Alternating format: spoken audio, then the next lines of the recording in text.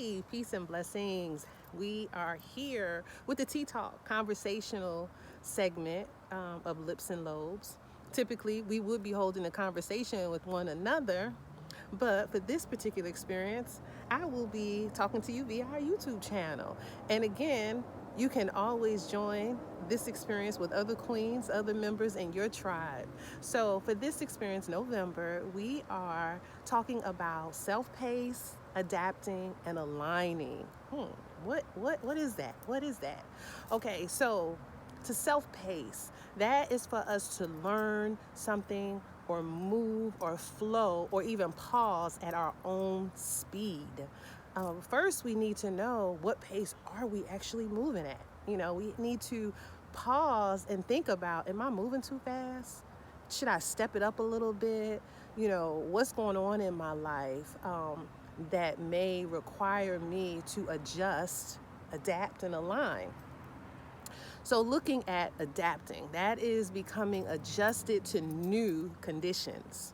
So perhaps new things have arisen within our life and our schedule, and we need to check those out, evaluate what's going on, and see if there's some changes that we may need to make in our life.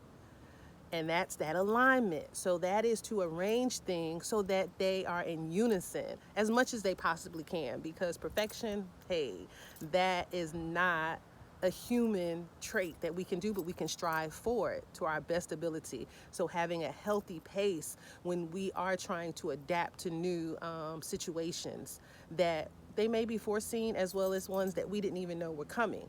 So we try to align those things or those people to form into a proper position.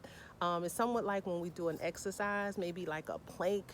Use that as an analogy, a plank pose. We need to have that alignment there so that we don't injure ourselves. And it's the same thing in life with our schedules, whether or not it's with work, whether it's our home front, whether it's our social activities. We want to have things aligned so that we don't hurt ourselves, overwhelm ourselves. So we want those things to be in agreement, and that we want them, ideally, we would want them to match whatever we're doing, however we're living at that particular season. So let's say, what are some ways that we may need to alter our pace? What are some things that could occur that we might need to step back and say, hey, some things are changing, some things are adding to my schedule, some things have been removed from my schedule, so I need to change up my pace with this.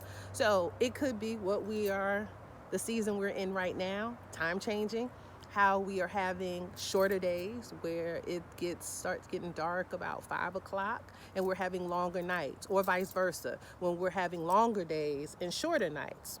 So that may cause us to alter our schedule or slow down our pace or quicken our pace. Schedule changes. And those schedule changes can be our own personal schedule changes as well. It could be the schedule changes within our family, our friend, our tribe circle. Things that may influence us. So things that may have a hindrance on us or affect us in some type of a way. Also, changes at work. That's another thing. Maybe there are more projects that require my attention. Maybe we lost someone, a staff member, in my department, or maybe we've added a new employee in a department. So that requires us to maybe take on more work, or it may require us to train someone. So those are different things that may require us, as well as the season changing right now. So technically it's not quite winter yet, but we are in the cold season now. And so then that causes us to alter our schedules as well, because we may see that I'm slowing down now because it's a little cold outside. I'm not grooving and moving like I usually do when that sun is always, beating down on my skin. I'm feeling good. I'm feeling warm. So I'm quick to come outside and do things. So now that it's getting colder, I'm finding that I'm more of a recluse. I may be staying close to home. I may not be out as long as I usually may be, as I find myself doing in the warm months. So season changes is another thing that may cause us to alter our pace. So why is it important for us to check our pace? Let's do a check pace. I want to check my pace out and see what's going on. Why is that important? Because if we're constantly going at an unhealthy pace, one that is too much for us, that we're taking on so much, we're doing so much within a day, we may find ourselves overwhelmed and frazzled and frustrated. So that is not healthy for the mind, the body, the spirit, nor is it healthy for those who may be around us, because they may get another side of us that's not so pleasant, not so healthy. The other thing, having a healthy pace helps to keep us grounded in what we are currently doing, keeping us connected to the earth, keeping us connected to the things that are around us, keeping us connected to people who are around us, keeping us connected and more focused on the task that is right here in front of us. Also, it helps to give us that peace within when we are at a healthy, steady pace, because we may not be able to control the extremities that are around us, things that are around us, the people that are around us, but as long as we keep ourselves grounded and have that peace within, that will help us to deal with whatever project, whatever person, whatever situation that is coming our way, that we are faced with. We have that peace within, so hopefully that peace will elude outside of us as well. The other thing is that we will take our time and enjoy what we are currently engaged in at that moment, because we are grounded, because we have that peace, because we're being grateful for the time and what we are doing at that particular moment. So it basically is smelling the roses, or if you're not someone who likes the smell of roses, whatever flower it is or whatever scent it is that you may like. So taking the time to enjoy whatever it is that you are, currently engaged in. And again, we could say, oh, well, at work, it's not like something I really enjoy. Well, then we just try to change our mindset and say, okay, while I'm doing X, Y, and Z, while I'm doing this task, I will try to think of something that makes me feel good while I'm doing this task. I will go within and finding that peace, and that peace of gratitude as well, that I have this moment, that I am alive, that I have this means of income, whatever it is. So again, it's allowing ourselves to have some type of a peace, being grounded and being grateful. And those are the particular things that, and there's other things as well that can help us, but this is some of the things why it is so important for us to go at a steady, healthy pace. We see so many illnesses that are on the rise, and a lot of times it's because we're constantly moving and not giving our mind, not giving our body, not giving our spirit the rest that it needs, the calm that it needs, the centering that it needs, the grounding that it needs. And it can all go with moving at a healthy pace. Just like runners, they have to find their pace, not the person they're running next to pace, but their own pace. So even if you're living in a house with multiple people, it could be your spouse, your partner, your kids, your parents, your siblings, whomever, we're not going at their pace, we're finding our own steady pace. And then that's what we will monitor, and we'll notice and recognize. We'll pause with the intent to notice and recognize when that pace may need to be changed. Again, whether or not we need to advance it, or whether or not it's a time where we may need to backtrack and slow it down. And whichever way it is okay. So the last thing on that I wanted to also address with the importance, it helps us to go with the flow rather than be more flexible rather than being so rigid. And then when we're so rigid, we can end up breaking. And it may not be a break like a physical break of the bone, but it could be a break in our spirit.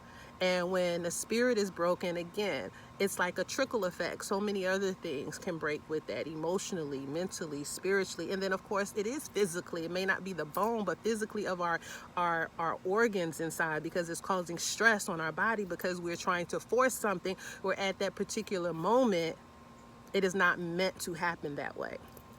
So giving you an example with us, with Lips and Lobes, we were scheduled actually to meet with you queens virtually in our Zoom room. But due to schedule changes, things within our life, things that, maybe with school, things with our family, we were really trying to make it happen like we normally do, seeing your beautiful, gorgeous, radiant faces, but we realized it wasn't working. The flow just was not happening at the pace that it normally happens. So rather than us come and force it and be rigid and not be our best selves and presenting our best selves, we decided everyone go at their own pace for this particular experience. So one person may be filming and recording at one moment in their area, and another one may be filming and recording and in their pace in their area. And so then we all come together and we present it on our platform for you queens to see, enjoy, and experience. So again, we learned, so this is what, rather than do as I said, what was the old saying? This is where we usually talk back to each other.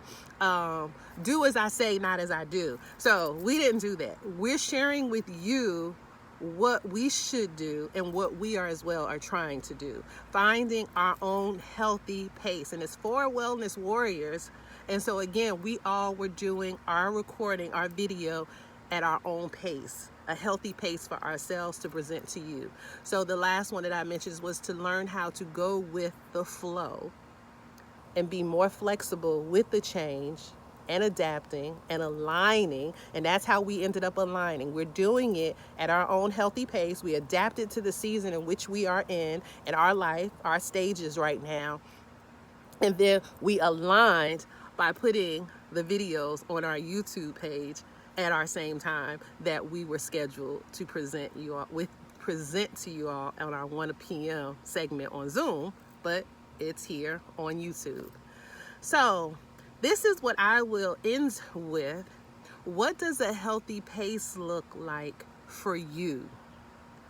How will you adapt when new things come your way?